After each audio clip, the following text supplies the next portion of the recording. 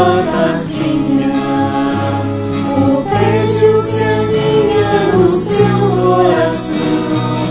Venha juntar-se a nós, soltar sua voz, uma bela oração. Cante com brilho o doce estribilho de nossa canção. Acolha o convite conosco e deixe os doces deste ambiente que a alma arrebata. Luzes saindo engasgada, anunciando a presença de Deus. No domingo à tardinha, o plano maior se avizinha. O encontro então acontece, os dois planos vão se juntando, a fronteira oferece, irmãos dos dois lados, no amor irmanados, cantando, orando e vibrando, na hora da prece. Acolha o convite conosco e deixe os doces deste ambiente que a alma arrebata. Luzes saindo engasgada, anunciando a presença de Deus. Esqueça a tristeza, o cansaço, a dureza da vida. Venha no ar do seu canto uma estrofe ao irmão que mais sofre na escola da vida. Acolha o convite conosco e deixe os doces deste ambiente que a alma arrebata. Luzes saindo engasgada, anunciando a presença de Deus, anunciando a presença de Deus.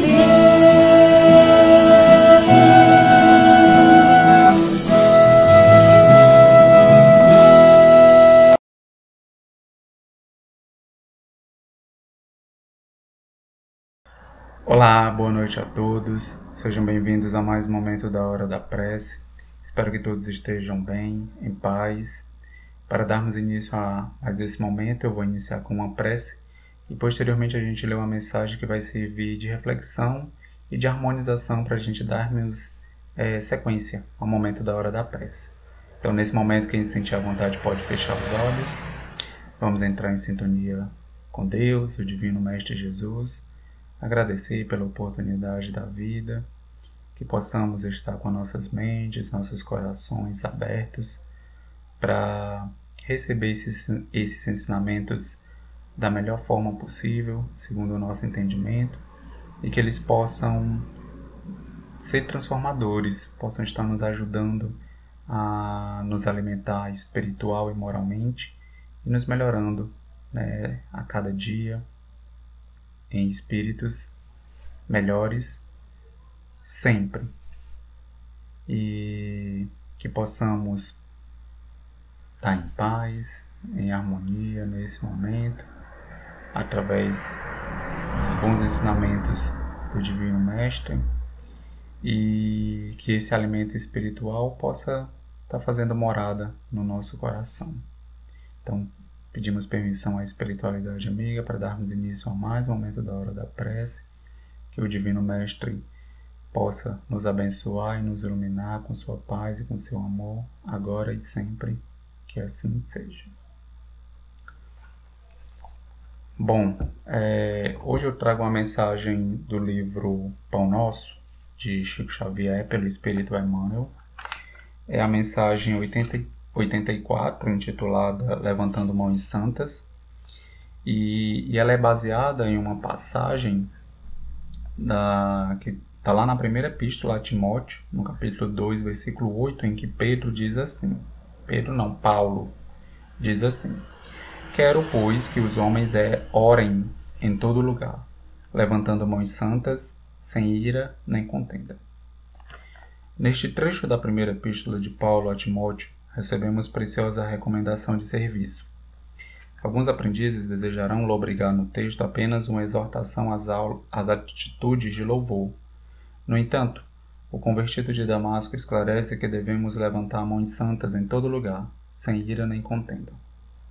Não se referia Paulo ao ato de mãos postas que a criatura prefere sempre levar a efeito, em determinados círculos religiosos, onde pelo artificialismo respeitável da situação não se justificam irritações ou disputas visíveis.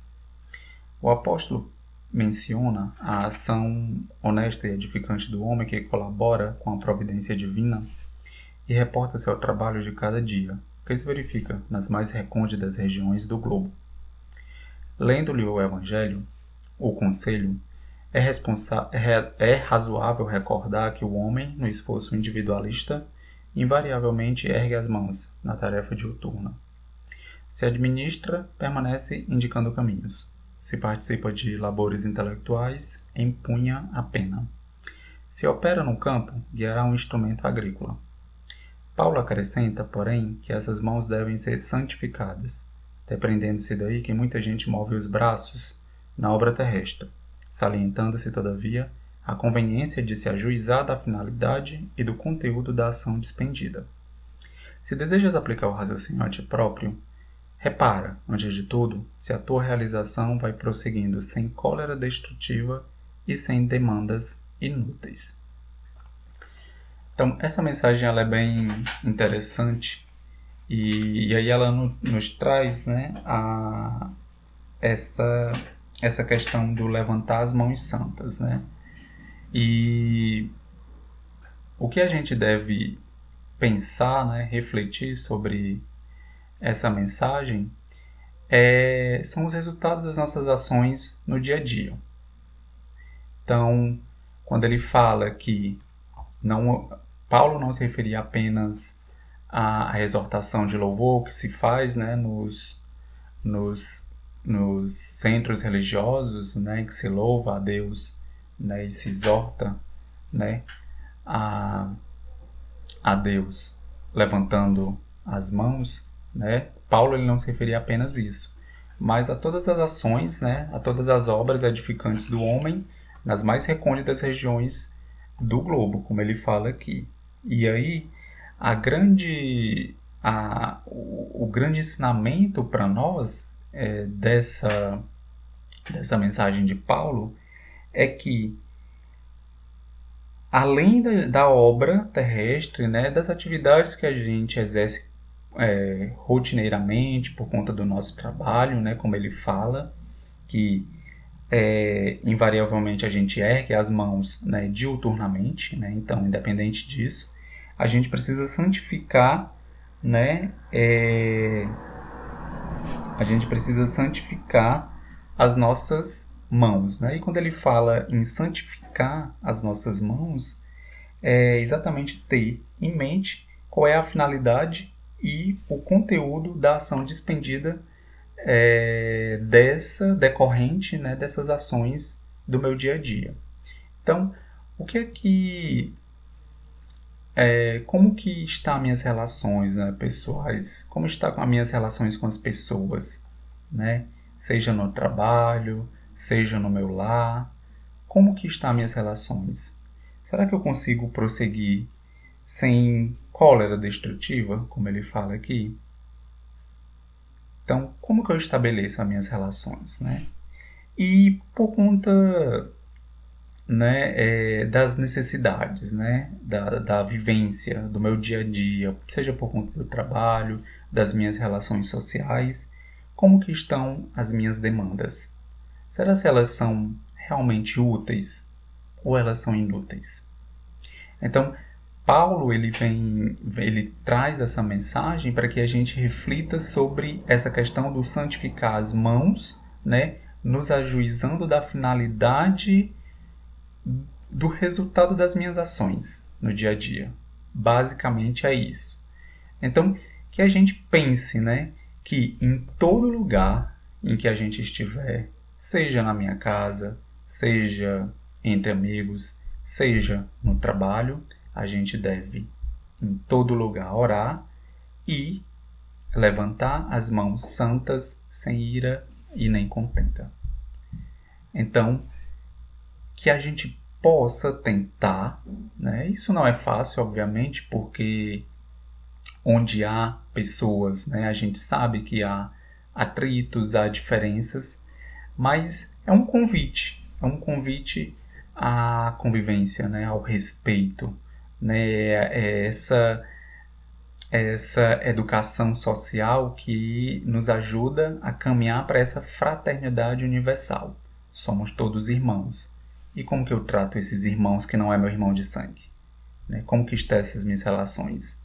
Será se eu consigo caminhar, seja em qualquer lugar, sem estar irritadiço, sem estar com raiva, sem ter ódio de alguém? As demandas. Será se as minhas demandas, que decorrem das minhas relações sociais, que decorrem das minhas necessidades pessoais, elas são úteis ou são inúteis? Então que a gente reflita em cima desses questionamentos, né? E tem um norte, né? Para que a gente consiga, dentro dessa mensagem de Paulo, de em todo lugar orar e levantar as mãos santas, sempre sem ira e nem contenda. É fácil? Não, mas é uma busca. A gente está sempre nesse processo de busca, né, de se melhorar. Então que a gente comece a colocar isso em prática, ou pelo menos a refletir sobre isso. Isso já é um passo. Então, essa é a mensagem do dia de hoje. Espero que todos possam ficar bem, em paz. Muita saúde a todos.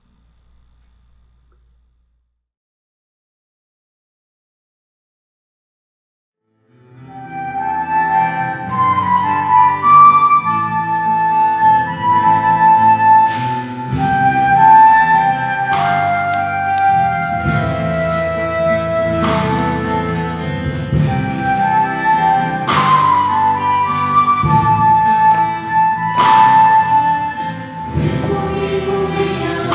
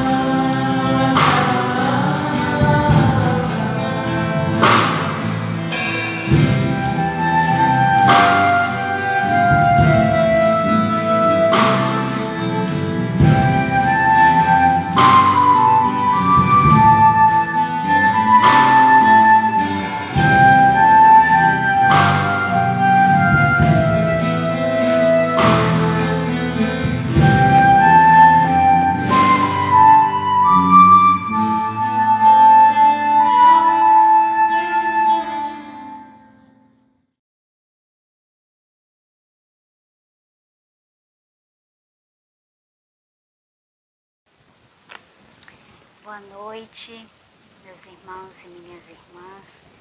É com muita alegria estar aqui novamente para compartilhar com todos vocês que estão em casa esse momento de muita alegria, que é o momento da hora da prece. É um momento de reflexão, de muito amor no coração e de fortalecimento espiritual para todos que acompanham a hora da prece. E hoje o evangelho que eu trago é o capítulo 16, Não se pode servir a Deus e a Mamon. Instruções dos Espíritos. É no item 9 e 10, que vai nos falar sobre a verdadeira propriedade. O homem não possui de seu senão o que pode levar deste mundo. O que encontra ao chegar e o que deixa ao partir, goza durante a sua permanência na terra. Mas uma vez que é forçado a abandoná-lo, dele não tem senão o gozo e não a posse real. Que possui ele, pois? Nada daquilo que é para uso do corpo, tudo que é de uso da alma, a inteligência, os conhecimentos, as qualidades morais, eis o que traz e o que leva. O que não está no poder de ninguém lhe tirar, o que lhe servirá mais ainda no outro mundo do que neste. Dele depende ser mais rico em sua partida do que em sua chegada, porque daquilo que tiver adquirido em bem depende a sua posição futura. Quando o homem vai para um país longínquo, compõe a sua bagagem de objetos usáveis no país, mas não se carrega daqueles que lhe seriam inúteis. Fazei, pois, o mesmo para a vida futura, e fazei provisão de tudo que poderá nela vos servir. Ao viajor que chega a uma estalagem, se dá um belo alojamento, se pode pagá-lo. Aquele que pode pouca coisa, se dá um menos agradável. Quanto àquele que nada tem, vai deitar sobre a palha. Assim ocorre com o homem na sua chegada ao mundo dos espíritos. Seu lugar nele está subordinado ao que tem, mas não é com o outro que o paga. Não lhe perguntará: quanto tinhas sobre a terra? Que posição nela ocupáveis? Éreis príncipe ou operário? Mas se lhe perguntará: o que dela trazeis? Não se computará o valor dos seus bens, nem dos seus títulos, mas a soma das suas virtudes. Ora, a esse respeito, o operário pode ser mais rico do que o príncipe. Em vão alegará que, antes da sua partida, pagou a sua entrada com ouro, e se lhe responderá: os lugares aqui não se compram. Eles se ganham pelo bem que se fez. Com o dinheiro terrestre, pudestes comprar campos, casas, palácios. Aqui, tudo se paga com as qualidades do coração. Sois rico dessas qualidades? Sede bem-vindo, e ide ao primeiro lugar onde todas as felicidades vos esperam. Sois pobre? Ide ao último, onde sereis tratado com razão do que tendes. Pascal, Genebra, 1860. No item 10, é de um espírito protetor, Bruxelas, 1861. Então, ele vai dizer o seguinte: os bens da terra pertencem a Deus, que os dispensa à sua vontade, e o homem deles não é senão o usufrutuário, o administrador mais ou menos íntegro e inteligente. Eles são tampouco a propriedade individual do homem, porque Deus frequentemente frustra todas as previsões, e a fortuna escapa daquele que crê possuí-la pelos melhores títulos. Direis também que isso se compreende para a fortuna hereditária, mas que não ocorre o mesmo com aquele que se adquiriu pelo trabalho. Sem nenhuma dúvida, se há uma fortuna legítima, é esta, quando adquirida honestamente, porque uma propriedade só é legitimamente adquirida quando, para possuir, não se fez mal a ninguém. Será pedida conta de uma moeda mal adquirida em prejuízo de outrem. Mas do fato de um homem dever sua fortuna a si mesmo, leva mais dela, morrendo, os cuidados que ele toma em transmiti-la aos seus descendentes não são frequentemente supérfluos, porque se Deus não quer que ela lhes chegue às mãos, nada poderá prevalecer contra a sua vontade. Pode dela usar e abusar em sua vida sem ter contas a prestar? Não. Em lhe permitindo adquiri-la, Deus pode querer recompensar nele, durante esta vida, seus esforços, sua coragem, sua perseverança. Mas se não a fez servir, senão a satisfação de seus sentidos ou de seu orgulho, se ela se torna uma causa de queda em suas mãos, melhor fora para ele que não a possuísse. Perde de um lado o que ganhou de outro, anulando o mérito do seu trabalho. E quando deixar a terra, Deus lhe dirá que já recebeu a sua recompensa. Então vamos refletir um pouco aqui em cima desse evangelho de hoje. Então, um dos pontos que a gente deve se perguntar sempre, né, em nossa vida, o que é que nós estamos adquirindo em nossa vida, como diz aqui no evangelho, que vai ser para o nosso uso da alma e não do corpo. Porque a gente está muito focado no que nós estamos buscando sempre adquirir, o que é de uso próprio do nosso corpo. E em muitos momentos a gente esquece, né, dessas qualidades, dessas virtudes que fazem parte de recursos para a nossa alma. E aqui ele até coloca alguns deles, né, que é a inteligência, os conhecimentos e as qualidades morais. Então, são exatamente essas aquisições que, quando a gente partir para a pátria espiritual, é o que realmente a gente vai poder levar conosco. E que são recursos adquiridos somente nossos. Não tem quem possa nos tirar esses recursos, porque foram de grande aquisição e de esforço próprio nosso. E faz parte do nosso crescimento evolutivo. Então, que a gente sempre se pergunte, analise se o que nós estamos adquirindo hoje em nossa vida vai servir para a nossa vida espiritual. É o que a gente vai levar, o que o nosso espírito vai levar. E aqui ele faz uma analogia com o viajor, né? Então, quando a gente vai viajar para um determinado lugar, antes a gente verifica como é esse lugar, para que a gente possa assim organizar a nossa mala e o que a gente vai levar para lá. Se for um lugar frio, claro que a gente vai levar roupas para frio. Se for um lugar quente, a gente vai levar roupas mais que seja usável em lugares mais quentes. Então, a gente também tenha esse cuidado, esse pensamento da nossa vida espiritual.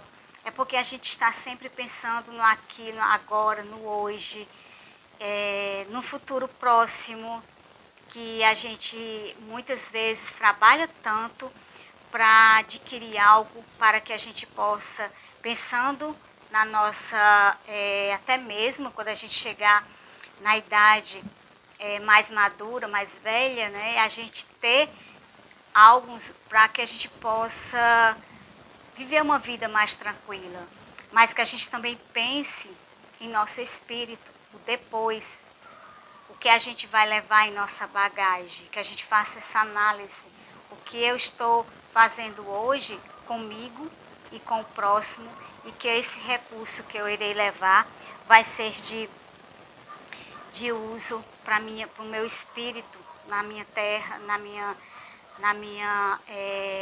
meu plano espiritual, naquele no qual eu irei. Então, que a gente faça essa reflexão, porque o que a gente vai levar, como diz também aqui no Evangelho, em outra parte, que é as somas das nossas virtudes. Essas nossas somas de virtudes é que a gente vai levar para a nossa vida espiritual. No item 10, ele fala muito aqui da fortuna, né? Se a fortuna, ela é bem-vinda. Então, isso vai depender muito de como foi adquirida essa fortuna. Se não prejudicou ninguém, né? Se não escravizou alguém para que assim conseguisse possuir a fortuna. Porque em nenhum momento a riqueza, ela é condenável. Ela não é uma coisa ruim, não é considerado algo ruim, que seja condenado por Deus, que não seja uma coisa boa. Mas o que a gente precisa ter cuidado é o que vai ser feito com essas riquezas, de que forma ela vai ser utilizada. Então, ela aqui no Evangelho diz, ela deve ser utilizada tanto para as nossas necessidades e também para as necessidades do próximo, para auxiliar o auxílio e a ajuda ao próximo. E não somente para um uso próprio, somente meu, e de coisas supérfluas que eu não vai fazer nenhuma diferença quando eu desencarnar, porque eu não vou levar os bens materiais, eu não vou levar minha posição de o que eu sou hoje. Do outro lado, nada disso vai ter importância. Então, o mais humilde, o mais simples, aquele que está em um lugar muito mais inferior, falando de forma material, do que aquele que tem uma mansão, do outro lado, isso pode se reverter. Porque aquele mais humilde, ele preparou a bagagem dele, a mala dele. Então, ele vai levar essa soma de virtudes para o outro lado. E lá ele vai ter um lugar mais apropriado, porque ele adquiriu tudo que era necessário para que ele lá estivesse em uma posição mais, vamos dizer, mais privilegiada do que aquele outro que não fez nada para ajudar, não fez nada para ter essas virtudes em sua vida, não se esforçou para levar essas riquezas morais que nós adquirimos enquanto estamos aqui. E tudo isso é adquirido através do nosso esforço de fazer o bem ao próximo. Então, que a gente pense, reflita sobre tudo isso quando a gente está em momentos de aflições, porque eu não consigo isso, porque eu gostaria que eu tivesse ter algo e eu não tenho. Então, que a gente pare e reflita que nada disso vai servir para a nossa vida espiritual.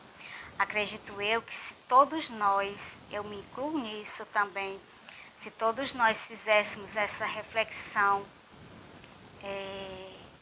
será que isso que eu estou adquirindo com tanto trabalho, com tanto esforço, realmente eu estou precisando? Realmente isso vai ter um diferencial na minha vida espiritual?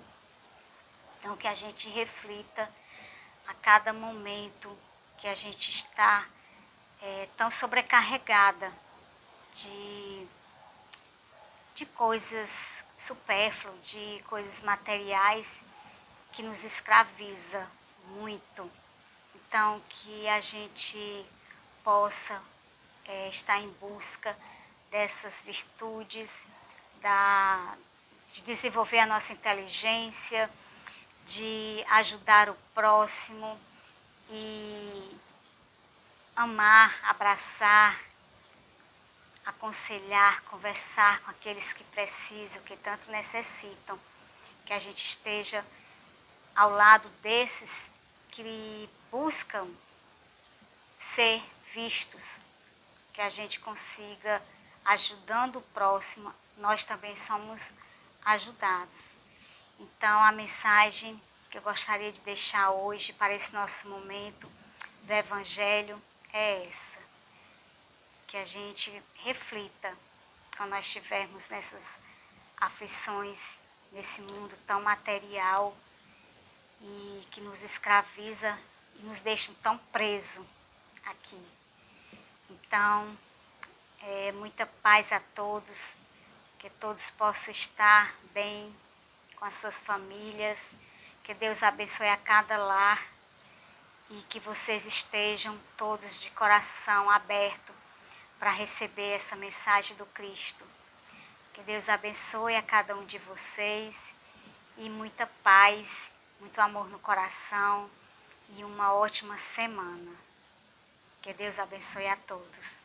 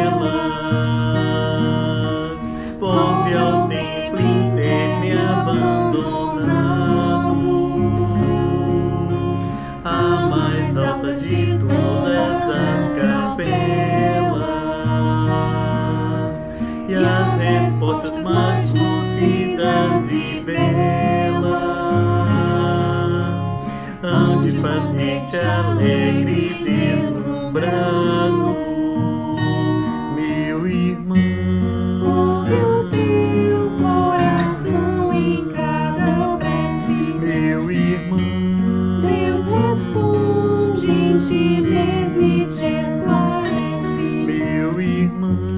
com a força eterna da consolação.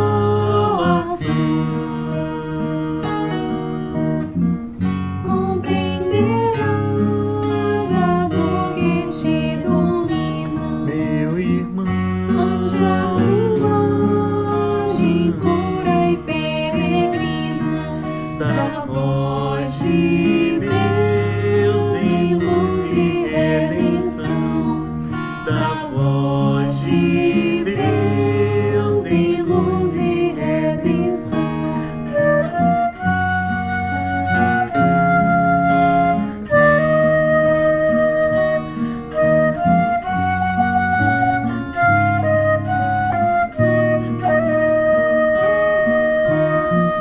compreender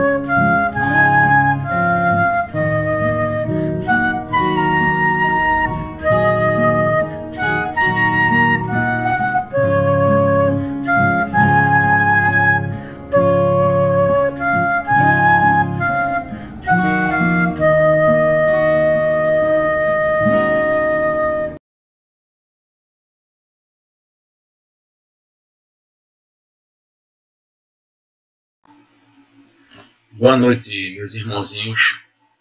Dando prosseguimento à nossa hora da prece desse domingo, dia 14, nós iremos ler o livro dos Espíritos. Já estamos no livro terceiro, né, que trata das leis morais, no capítulo 2, lei de adoração. E hoje iremos ler sobre a prece, que vai da pergunta 658 até a pergunta 666. Kardec faz as perguntas para que direcionadas exclusivamente para que possamos entender qual é o caráter geral da prece, né? Se a prece agrada de alguma forma a Deus, e se agrada como, né? Se a prece torna um homem melhor, e quais são os efeitos da prece. Começa com a pergunta 658. Agrada a Deus a prece?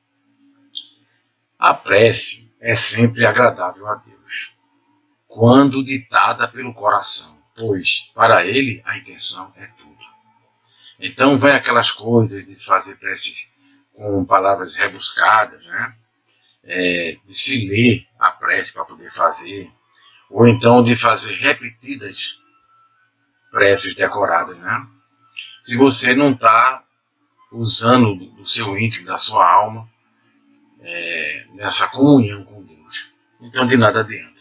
Agrada a Deus sim a intenção da prece, a que é feita do fundo do coração, né? Essa é que é a verdadeira prece. Então, qual o caráter geral da prece, né? Então, a prece é um ato de adoração.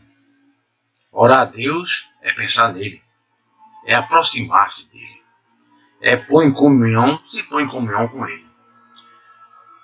Há três coisas que podemos propor-nos por meio de uma prece, né? A de louvar a Deus, né? A de pedir e a de agradecer. A gente vai ver até que ponto isso aí é processado dentro da providência divina. A prece se torna um homem melhor? Sim, porquanto aquele que ora com fervor e confiança se faz mais forte contra a tentação do mal, e Deus lhe envia bons espíritos para assisti-lo, para acompanhá-lo, para ajudá-lo a ele superar as dificuldades, né? E se manter no caminho da paz, no caminho do amor e do seu progresso individual. Por isso que a prece ajuda na melhoria do homem, né? Aí, por quê, né? Como é que certas pessoas que oram muito, são muito, não obstante de ser mau caráter, né? Viciosas, invejosas, impertinentes, carentes de benevolência e de indulgência, e até algumas vezes viciosas?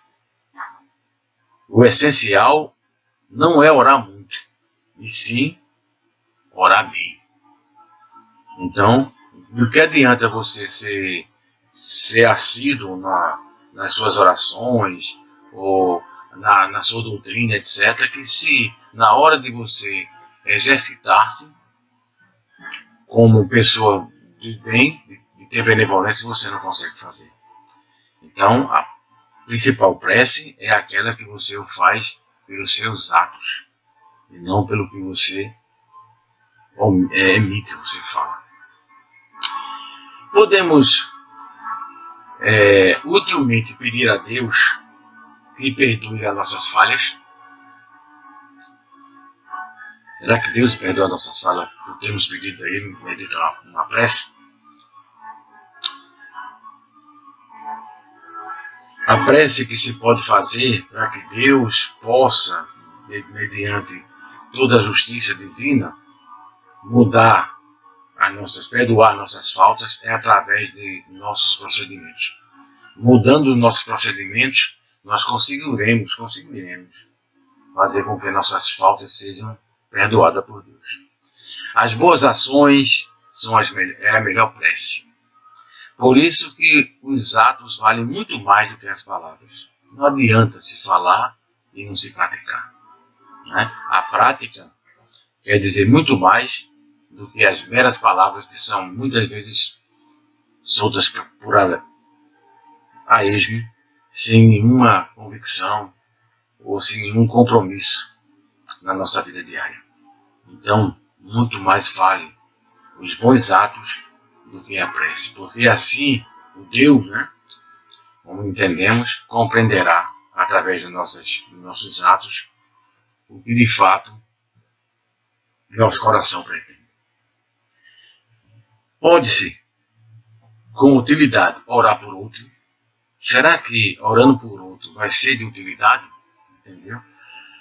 O espírito que ora atua pela sua vontade na prática do bem.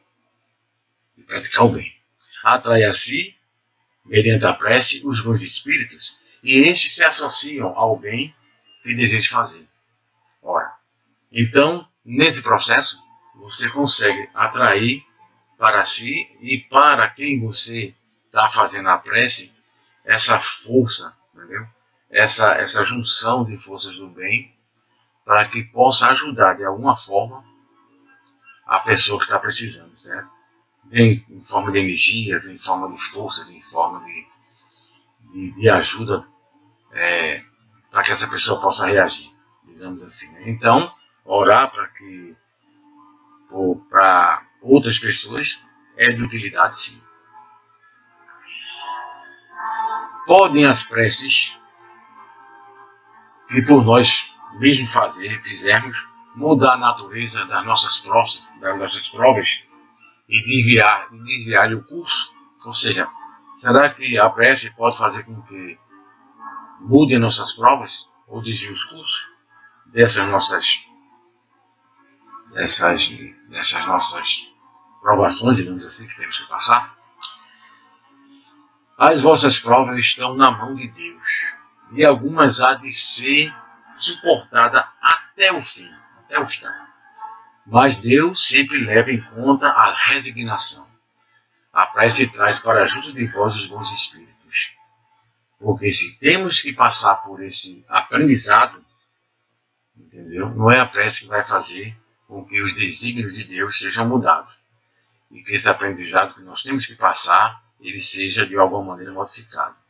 Mas a eterna bondade de Deus, através de nossas orações, nos manda os bons espíritos para nos ajudar nessa resignação e a superar esses nossos conflitos e essas nossas provações, digamos assim, que temos que passar. Então, será útil que oremos pelos mortos e pelos espíritos sofredores? E neste caso, como lhe podem as nossas preces proporcionar alívio e abreviar os sofrimentos? Tem elas o poder de abrandar a justiça de Deus? A prece não pode ter o efeito de mudar os desígnios de Deus. Mas a alma, por quem se ora, experimenta um alívio. Porque recebe assim um testemunho do interesse que inspira aqueles que por ela pede, e também porque o desgraçado sente sempre um refrigério, uma atenuação, quando encontra almas caridosas e se compadecem de suas dores. É um bálsamo para os espíritos sofredores. Portanto, é útil sim que se faça orações, preces para os espíritos sofredores, porque vai de alguma maneira ajudar a amenizar um pouco do seu sofrimento, sempre contando com a permissão da justiça de Deus, da justiça divina, para que aquela ajuda que sempre vem chegue aos espíritos sofredores, mas nunca abrandar a justiça de Deus, porque não é possível. A justiça, está dizendo tudo, a justiça de Deus é justa, vamos fazer essa redundância, e correta, né? Por fim, pode-se orar aos espíritos? Pode-se orar aos bons espíritos, como sendo os mensageiros de Deus, e os executores de sua vontade. O poder deles, porém, está em relação com a sua superioridade, que tenham alcançado, e demandam sempre do Senhor de todas as coisas, sem cuja permissão nada se faz. Eis porque as preces que se lhe diriges só são eficazes se bem aceitas por Deus. Então a justiça de Deus jamais é corrompida. A justiça de Deus jamais deixa de ser reta, correta. Mas, de acordo com a evolução dos espíritos, a quem essas preces são enviadas, é possível que esses mensageiros possam ajudar de alguma forma. Contanto que não venham a entrar em conflito, já que isso realmente não é possível, com a justiça divina. Pois bem, meus amiguinhos, espero que vocês tenham assimilado a nossa leitura do Livro dos Espíritos de hoje. Não deixe de pesquisar, não deixe de ler em casa. Para todos, um grande abraço, um beijo no coração e que tenha um bom final de domingo. Boa noite.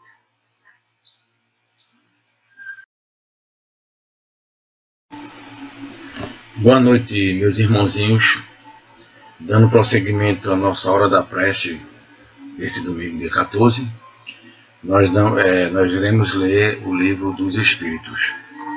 Já estamos no livro 3º, né, que trata das leis morais, e no capítulo 2, Lei de Adoração. E hoje iremos ler sobre a prece, que vai da pergunta 658 até a pergunta 666. Kardec faz as perguntas para que direcionadas exclusivamente para que possamos entender qual é o caráter geral da prece, né? Se a prece agrada de alguma forma a Deus, e se agrada como, né? Se a prece torna um homem melhor, e quais são os efeitos da prece. Começa com a pergunta 658. Agrada a Deus a prece? A prece é sempre agradável a Deus, quando ditada pelo coração, pois para Ele a intenção é tudo. Então vai aquelas coisas de se fazer preces com palavras rebuscadas, né? De se ler a prece para poder fazer, ou então de fazer repetidas preces decoradas, né? Se você não está usando do seu íntimo, da sua alma, nessa comunhão com Deus, então de nada adianta. Agrada a Deus, sim, a intenção da prece, a que é feita do fundo do coração, né? Essa é que é a verdadeira prece. Então, qual o caráter geral da prece, né? Então, a prece é um ato de adoração.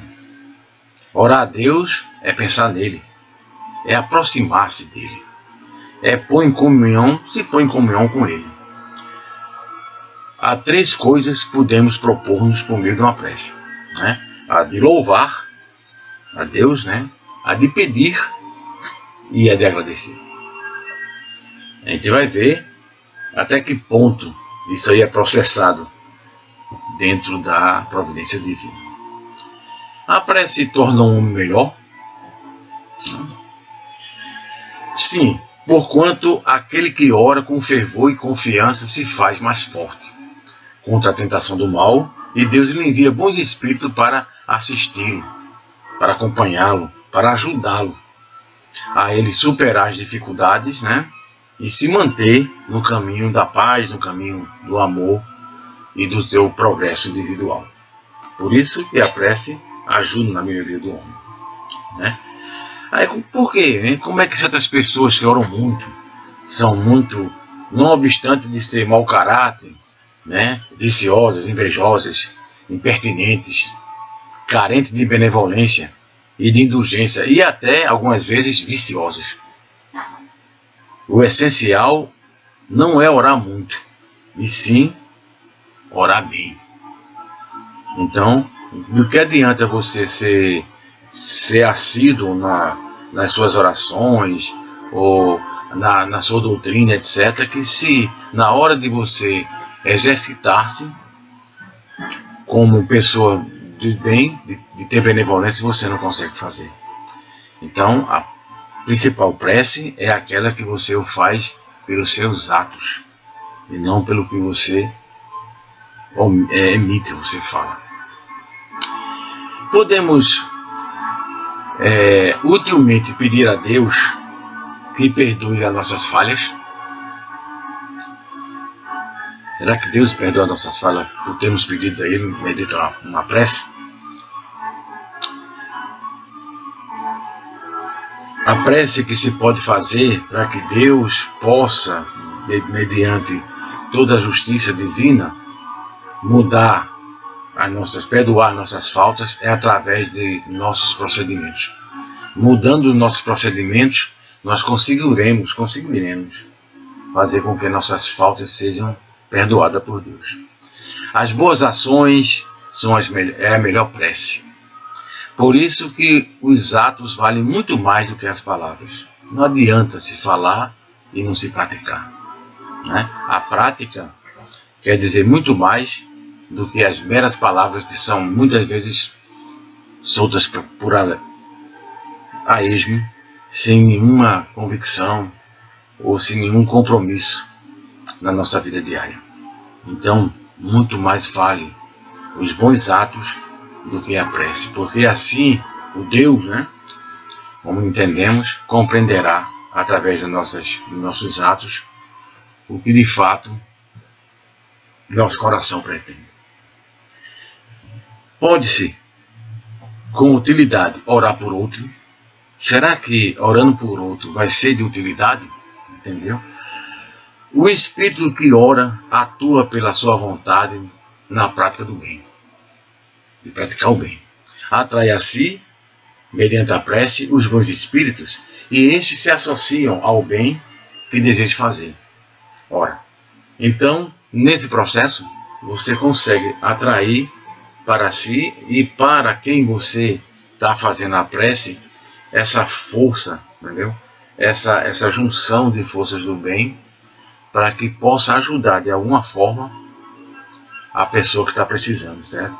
Vem em forma de energia, vem em forma de força, vem em forma de ajuda, para que essa pessoa possa reagir, digamos assim, né? Então, orar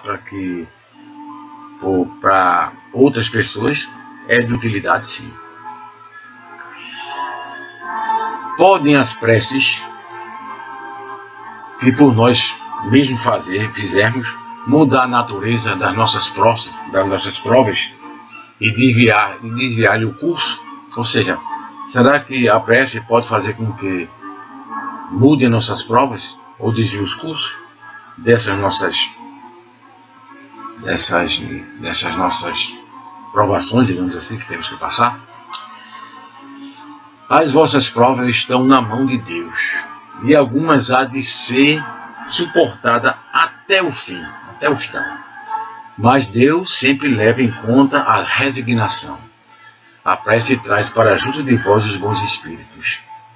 Porque se temos que passar por esse aprendizado, entendeu? Não é a prece que vai fazer com que os desígnios de Deus sejam mudados. E que esse aprendizado que nós temos que passar, ele seja de alguma maneira modificado. Mas a eterna bondade de Deus, através das nossas orações, nos mandam os bons espíritos para nos ajudar nessa resignação e a superar esses nossos conflitos e essas nossas provações, digamos assim, que temos que passar. Então, será útil que oremos pelos mortos e pelos espíritos sofredores? E neste caso, como lhe pode as nossas preces proporcionar alívio e abreviar os sofrimentos? Tem elas o poder de abrandar a justiça de Deus? a prece não pode ter o efeito de mudar os desígnios de Deus. Mas a alma, por quem se ora, experimenta um alívio, porque recebe assim um testemunho do interesse que inspira aqueles que por ela pede, e também porque o desgraçado sente sempre um refrigério, uma atenuação, quando encontra almas caridosas e se compadece de suas dores. É um bálsamo para os espíritos sofredores. Portanto, é útil sim que se faça orações, preces para os espíritos sofredores, porque vai de alguma maneira ajudar a amenizar um pouco do seu sofrimento, sempre contando com a permissão da justiça de Deus, da justiça divina, para que aquela ajuda que sempre vem chegue aos espíritos sofredores, mas nunca abrandar a justiça de Deus, porque não é possível. A justiça, está dizendo tudo, a justiça de Deus é justa, vamos fazer essa redundância, e correta, né? Por fim, pode-se orar aos espíritos? Pode-se orar aos bons espíritos, como sendo os mensageiros de Deus e os executores de sua vontade. O poder deles, porém, está em relação com a sua superioridade, que tenham alcançado, e dimanam sempre do Senhor de todas as coisas, sem cuja permissão nada se faz. Eis porque as preces que se lhe diriges só são eficazes se bem aceitas por Deus. Então a justiça de Deus jamais é corrompida. A justiça de Deus jamais deixa de ser reta, correta. Mas, de acordo com a evolução dos espíritos, a quem essas preces são enviadas, é possível que esses mensageiros possam ajudar de alguma forma. Contanto que não venham a entrar em conflito, já que isso realmente não é possível, com a justiça divina. Pois bem, meus amiguinhos, espero que vocês tenham assimilado a nossa leitura do Livro dos Espíritos de hoje. Não deixe de pesquisar, não deixe de ler em casa. Para todos, um grande abraço, um beijo no coração e que tenha um bom final de domingo. Boa noite.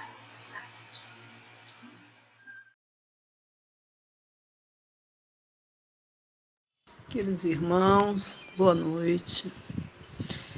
Com o coração cheio de alegria e a mente cheia desses ensinamentos da noite de hoje, da hora da prece, esse momento em que nos encontramos com os bons espíritos do alto, todos benevolentes e misericordiosos que lutam tanto pelo nosso aperfeiçoamento moral.